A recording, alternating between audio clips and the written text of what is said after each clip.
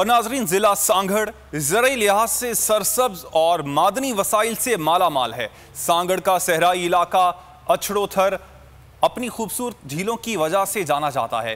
थर के रेगिस्तानी इलाके में मुताद्दिद मीठे पानी की झीलें हैं, लेकिन एक ऐसी झील भी है जिसमें कंवल के फूल उनकी खूबसूरती को दोबारा कर देते हैं और देखने वालों को अपनी तरफ मुतवज्जे करते हैं। मज़ीद तफसीलात हमारे नुमाइंदे जुल्फ़िकार दाढ़ी की रिपोर्ट में।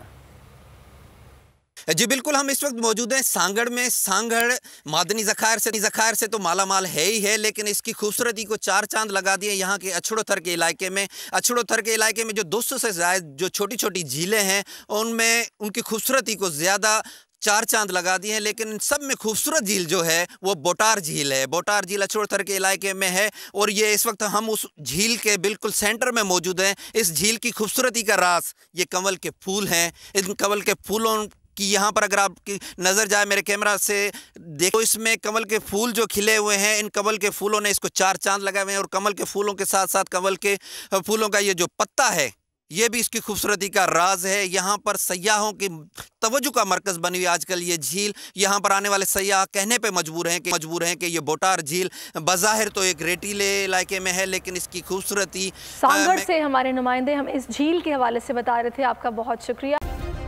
सब्सक्राइब करें और बेल दबाएं ताकि कोई खबर रह न जाए।